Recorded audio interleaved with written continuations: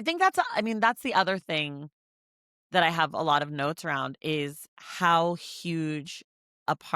much shame is a huge part of this story. Like shame within the walls of the family, the brothers not wanting to look at him after they are shown the gay porn scene, right? Like them realizing what their brother is, right? And Right. like the narrator says he feels embarrassed of his potential and he's feeling pity towards his brothers. And obviously, I mean, the big dick truck Yeah. stuff with Pops and, like, Pops. not having a job and having to rely on his wife, and then Ma being in a relationship with a man that beats her up and gives her black eyes, and, like, there's just so much, I think, maybe, like, a dichotomy between shame and desire in this book Yeah. that just plays so beautifully together and is almost presented without judgment, which I think is extremely hard to do.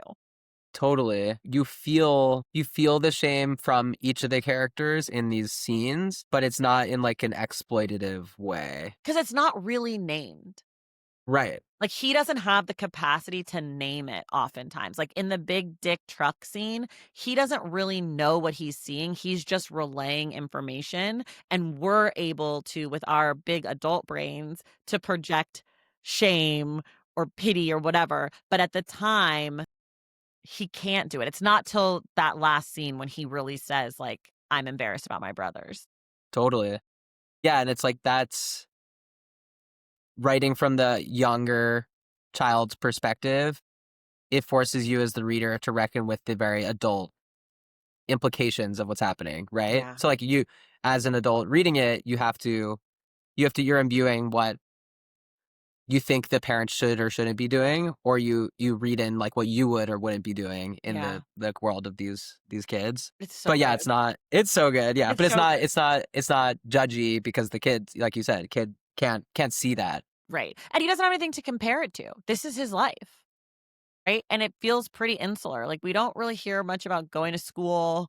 We don't hear much about outside influences.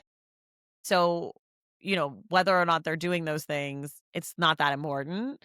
Yeah. But yeah, Yeah, it was what is the dad we don't really know what I guess the dad's like a security guard, but then they go on this trip to Buffalo or to Niagara Falls, right? yeah, He's for him to like like pick something up. yeah, exactly. There's a lot of stuff like that that's like left unknown also. Or like Mhm. I don't really know. There's something with Ma in the factory. Oh, Ma is She's at the in a brewery. She works at a she's in a brewery. brewery and she's like in a sexual relationship with her coworker, or is that just like a tender kiss on the lips? There's like I don't know. Yeah, the lady who comes the by. lady who comes. So there's like again all these things that could have been entire chapters of a normal layperson book, but now Yeah, that we're reading this like insanely beautifully constructed restrained book, we don't get. But it's like there's right. so many things like that too. And he just trusts the reader so much. He's like, Yes, "I don't know, you exactly. guys will figure it out." Read And, like, into it it what you doesn't want. matter. It doesn't matter Right. if the mom's in a relationship or if it's just a tender kiss, like, all that matters is that these kids saw their mom kiss a lady, like, that's Exactly. it.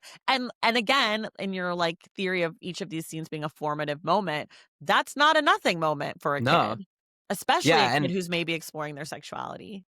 and I think maybe what is smart about that is it force then you get into this habit with yourself as the reader, which is like, oh, maybe why do I want to know or do I want to care? Like, Yeah. what judgment am I bringing to some of these scenes Right, as right. I try to be the adult reader in a story told through a kid's eyes?